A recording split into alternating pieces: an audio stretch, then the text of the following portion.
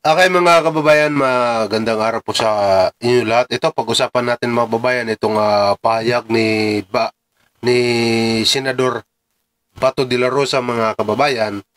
Dahil kung nakita nyo naman siguro no, kung paano inendorso ni Sara Duterte itong si Amy Marcos. Di po ba? Tapos ngayon mga kababayan, ang sinasabi naman dito mga kababayan ni Bato de la Rosa, natanong kasi siya ng media mga kababayan kung ito raw ba, kung nagulat ba ito si Bato de la Rosa sa pag-endorso ni Sara Duterte kay Amy Marcos. Ang sinasabi dito mga kababayan ni Bato de la Rosa, hindi na raw siya nagulat. Hindi na raw siya nagulat dahil matagal na sila magkaibigan. Di ba? Tamang sinabi natin dito mga kababayan na talagang si Amy at saka si Sara Duterte ay kahit anong tanggi pa ni Amy Marcos na hindi na sila nag-uusap, yan ay isang kasinungalingan. Diba? Isang kasinungalingan yan mga kababayan. Kasi nga po mga kababayan, si Bato na mismo ang nagsabi na si Amy at Sara Duterte matagal nang magkaibigan at lagi sila nag-uusap. Sabi niya Bato dito mga babayan. Sabi pa ni Bato mga babayan, pag-iisipan daw ng kanyang kampo ng PDP kung i-endorso ba nila itong si Amy Marcos. Wala rin naman daw sila away. Talaga magkaibigan daw sila ni Amy Marcos mga babayan ni Bato de la Rosa. Once na mangyari yan mga kababayan, diba? Ito lang halimbawa mangyari yan na i-endorso. Ngayon, in-endorso siya ni VP Sara Duterte, itong si Amy Marcos. Kapag in-endorso din siya ng PDP, ibig sabihin mga kababayan, excuse me, ibig sabihin mga kababayan, ay talagang kasama na sa senador slate ng PDP itong si Amy Marcos. Kapag inendorso po siya ng PDP, ng buong PDP mga kababayan. Di ba? Yan ang natitiyak ko po sa inyo na mangyayari talaga yan mga kababayan kapag inendorso ng PDP laban, PDP wala nang laban. Sabi nga ng iba dyan, padapa. Pero hindi po padapa, PDP. PDP. Yan. Kapag inendorso po nila itong si Amy Marcos at Camille Villar, ibig sabihin mga babayan, ay kasama na po sila sa 12 na tumatakbong senador sa ilalim ng PDP. Diba? Pero si Camille Villar mga babayan, mananatili pa rin na alyansa ayon dito kay Tubi Tiangco. Mananatili pa rin yung dalawa mga babayan, sabi ni Tubi Tiangco, itong si Camille Villar. Natural lang daw yan na i-endorso ng ibang politiko ang isang kandidato para manalo. Malakas pala talaga ito si Camille. Diba? Malakas pala talaga ito. Ito, pahinga natin mga babayan itong pahayag ni Bato de la Rosa. Bring in one of the former president's allies, Senator Ronald Bato de la Rosa, who's on the line. Magandang gabi po sa inyo. Magandang gabi sa inyo, ladies. Magandang gabi sa ating lahat. You're on the campaign trail. Nasaan po kayo ngayon? Nandito ako sa El Salvador, Misamis Oriental. Mayroong rally yung PDP dito. Okay, kala namin El Salvador. South America. South America. Senator, so we just saw the endorsement ni VP Sara kay re-electionist kasama ninyo, Senator Amy Marcos. Kayo rin ba na sorpresa o tungkol sa endorsement na ito? Hindi naman actually ako na surprise dyan. Matagal naman na yan silang magkaibigan. No? Matagal na yan silang magkaibigan. At yung isa naman, si Camille Villar ay matagal naman talaga rin kaibigan yung mga parents nila. No? Si Speaker, President Villar at saka si former President Duterte. Parang si father na yan ni BP Sara, si SP Manny Villar.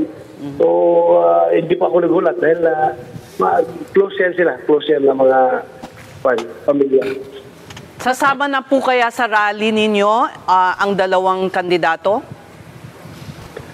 So far, hindi pa naman. Wala pa naman. Independent action naman yun ni Vice President Sara, no?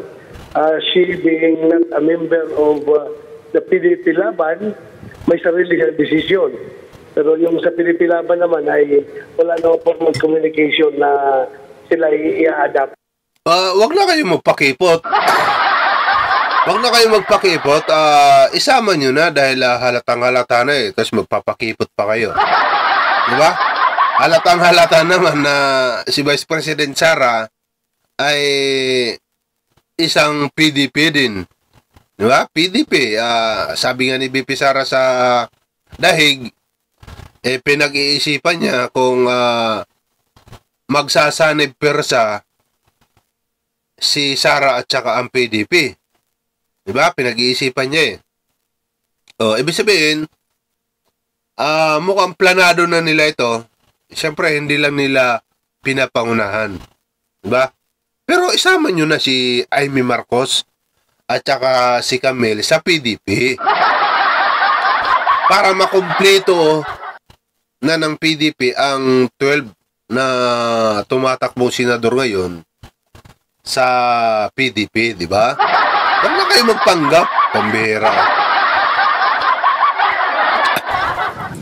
Okay, Senator Bato, nauna na ngang i-endorso ni Senator Robin Hood Padilla si Senator Amy Marcos. Nilabas niya ito sa kanyang Facebook page over the weekend. Kayo rin ba may planong suportahan si Senator Amy on that same level, no, na talagang one-on-one support? Well, pag-usapan na PDP Laban kung ano maging decision ng partido, then I will abide by the decision of the party. Basta ako, wala akong problema kasi ito ay close kami, kaibigan kami. In fact, best friend ko yan sa Senado. Pero still, I have to abide by the party decision kung sila ba ay tatanggapin as adopted candidates or guest candidates ng partido. Senator, kaya namin tinatanong kasi may mga nagdududa and nagpasaring na rin si Senate President Chis Escudero na ginagamit ang Senado para sa re-election bid ni Senator Amy dito sa mga hearing na isinagawa niya tungkol sa pagkakaaresto sa dating Pangulo. Hindi naman siguro in some way, somehow nagagamit niya yung hearing. Of course, yung exposure, venue yan for being visible. But then again, nakikita mo naman siguro yung hearing na hindi naman siya talagang seryoso siya sa kanyang ginagawang hearing. Hindi naman yun na pagdrama-drama lang. Totohanan talaga yung hearing na ginagawa niya. Okay. Balikan ko lang ulit si Senator Robin, no? At yung paano kami maniniwala sa iyo, Senador Bato de la Rosa? Meron ka ng history. Diba? Meron ka ng history na ikaw ay magpapanggap. Bakit? Hindi ba nung pinatalsik si Mig Zubiri dyan sa Senate bilang Senate President, kasama ka pala sa bumuto, meron ka pang payakap-yakap sa asawa niya. Tapos kinabukasan, inamin mo nakasama ka pala sa pagpapatalsik. Oh. Ibig sabihin, alam ni Chis Escudero yung ginagawa ninyong hearing dyan na talagang ginagamit nyo lang para sa politika, mga kababayan, itong hearing na ginagawa ni Amy. Diba? O ngayon pinagtatanggol ni Amy, totoo raw yung hearing. Totoo. Tuloy natin. Video na inilabas nga with Senator Amy because yung understanding ko is si Senator Robin ngayon yung parang head ng PDP laban. So that is a personal decision, that's not, kumbaga, hindi siya reflective of a party decision, yung pag-e-endorso niya kay Senator Amy. No, it's not a party decision dahil hindi namin napag-usapan yan. Personal niya yun, personal endorsement lang niya yun. Hindi yun party endorsement. Ayan mga babayan, ang pahayag ni Bato de la Rosa, hindi na raw siya nagulat sa pag-endorso ni VP Sara Duterte dito kay Amy Marcos kasi matagal na raw sila magkaibigan. At saka pag-iisipan daw nila kung pati ba sila, ang buong PDP ay endorso pa nila itong si Amy Marcos at saka si Camille Villar. Once mangyari yun mga babayan, abangan na lang natin. Ibig sabihin, tama talagang haka-haka natin na kasama si Camille at saka si Amy Marcos sa kabilang grupo, sa grupo ng PDP. At niloko po nila ang ating presidente, mga kababayan. Abangan natin yan mga babayan. Pero mga babayan, bago tayo magtapos, kung bago lang ngayon sa channel natin, subscribe ka na po. Libre lang naman po yan, at saka paki-click ang like at paki-share po ng ating video, mga kababayan. Salamat po sa inyo lahat.